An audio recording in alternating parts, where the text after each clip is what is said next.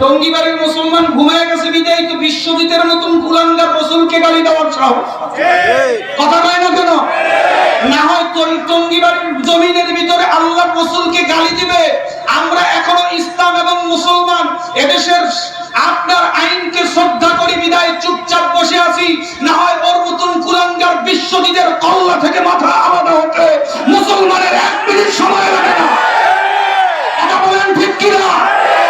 স্পষ্ট ঘোষণা, রাসূলের বিরুদ্ধে, রাসূলের চরিত্রে কালিমা লেপনকারী বিশ্বজিৎ যেন আইনের ছত্র ছায়ায় কোনোভাবেই পড়ার ক্রস করার সুযোগ না পায়।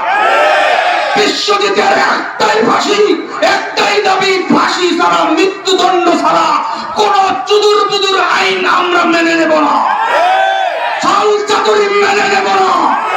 যারা প্রশাসনিক ভাবে মামলা করার জন্য উলামায়ে কেরামদেরকে হুমকি দিয়েছেন, সময় এসেছে উলামায়ে কেরামের পায়ে ধরে ক্ষমা চান, না হয় আপনার চেয়ারকে আগুন দিয়ে পুড়িয়ে ফেলা হবে। কথা কোন ঠিক কিনা? এটা মুসলমানের দেশ, এই দেশ কারো কাছে ইজারা দেওয়া হয় নাই।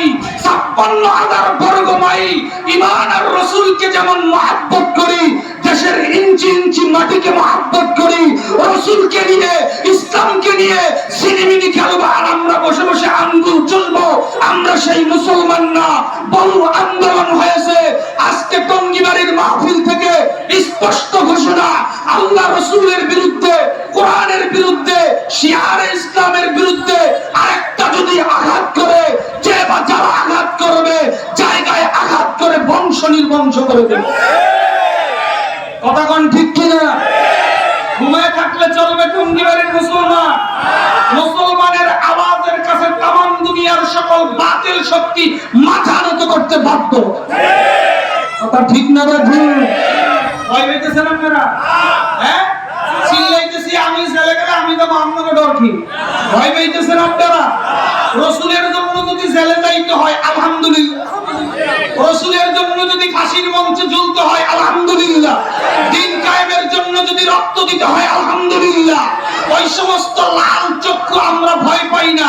কোরআনের বিরুদ্ধে কথা বলবা, রাসূলের বিরুদ্ধে কথা বলবা, আবার আমাদেরকে গর্জে উঠলে লাল চক্ষু দেখাইবা, চক্ষু উপরে উত্তরে খাওয়াই দেবে।